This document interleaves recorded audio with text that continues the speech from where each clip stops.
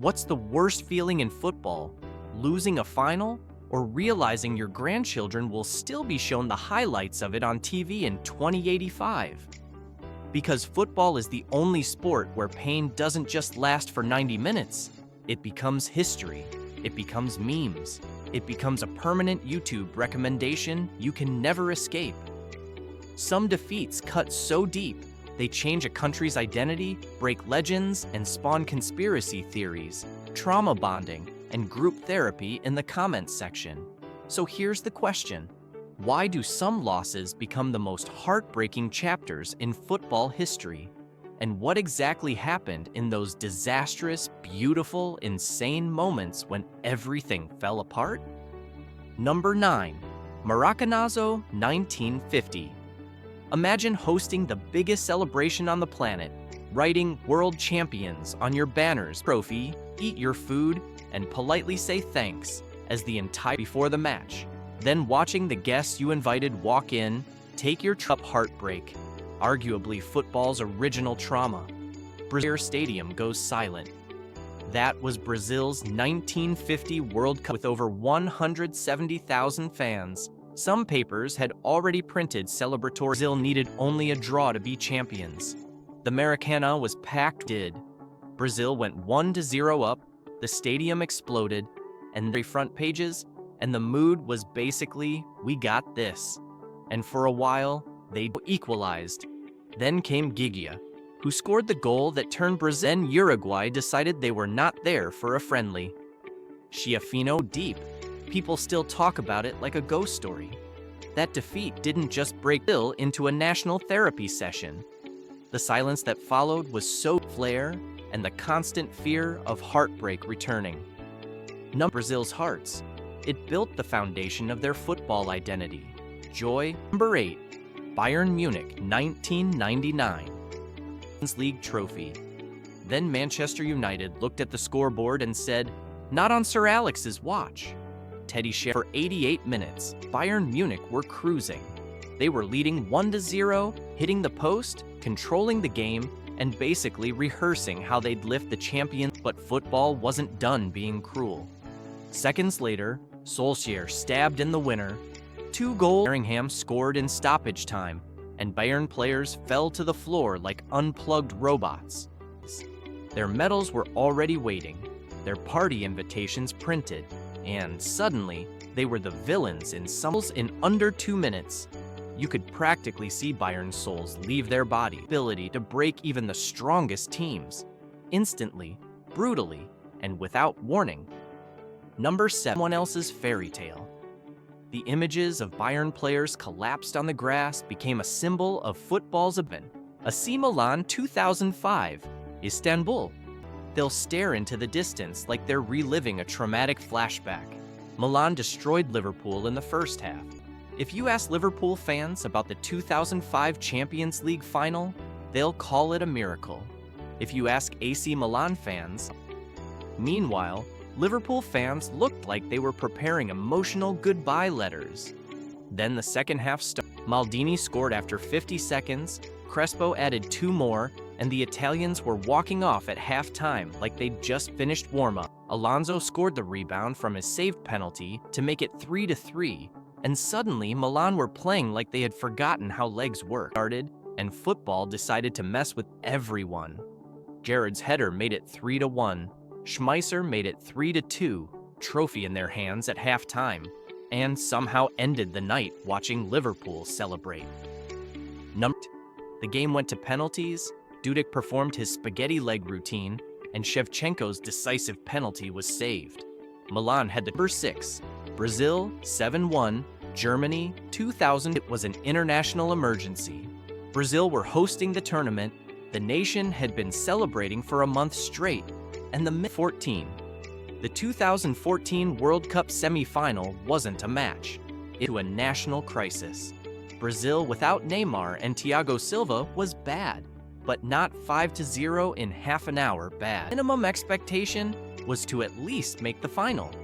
But when Germany scored 5 goals in 29 minutes, the match turned into fans started crying on live television.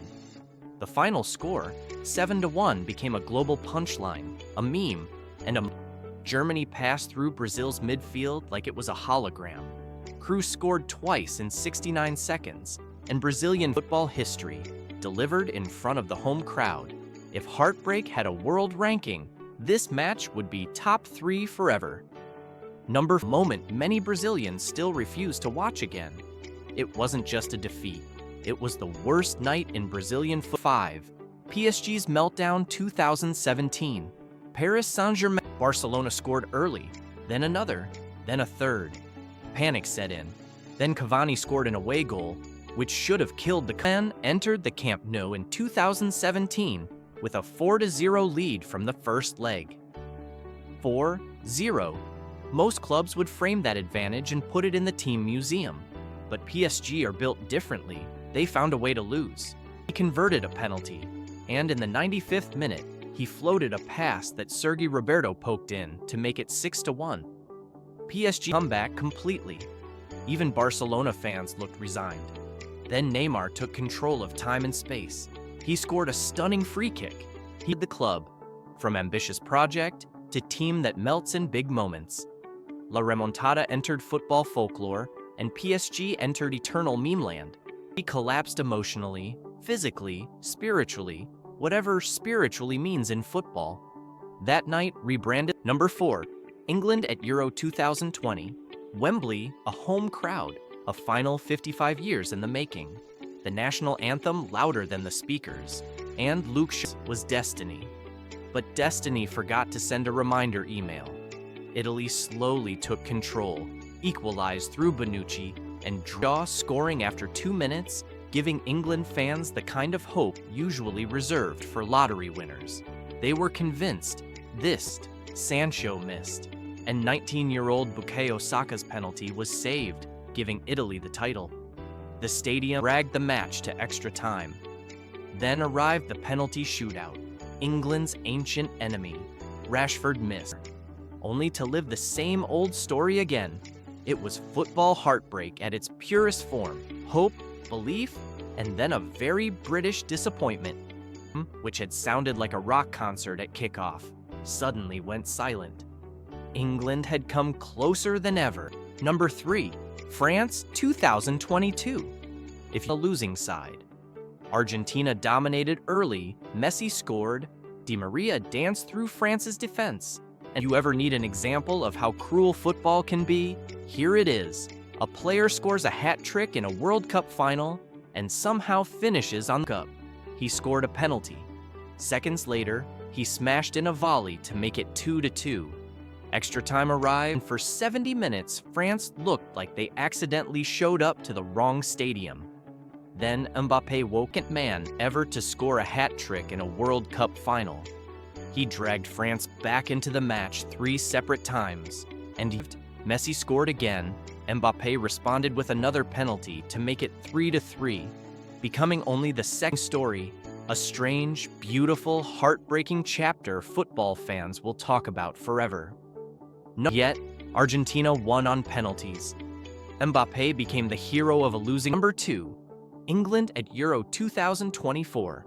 If Euro 2020 was bad, Euro 2024 felt like the sequel nobody wanted. The slogan, "It's coming home," was trending. Spain scored first, England equalized through Cole Palmer, and the match headed toward this time, England faced Spain. Once again, the hype machine was humming. Once again, another near miss. Another moment where hope looked England straight in the eyes and whispered, "Not today." No extra time. But in the 86th minute, Oyarzabal found the winner. England were stunned. Another final. 1. Inter Milan 2025. Fast forward to 2025, and Inter Milan walked into the Champions League final confident and experienced. It was so one-sided, it felt like watching a highlight reel in real time. For PSG, it was redemption. They left with the worst defeat in a final in Champions League history. PSG didn't just win, they demolished Inter 5-0. The match was with you forever. And that's the crazy thing about football. One moment you're celebrating, the next moment you're... For Inter, it was a football disaster, the kind you see once every few decades. the kind that stays with this deep dive into the most dramatic losses in football history. Make sure to hit that like and don't questioning every life choice that led you to supporting this sport. If you enjoy, don't forget to subscribe. Thanks for watching. And remember, in football, the highs are glorious, the lows are brutal, but the stories last forever. See you in the next one.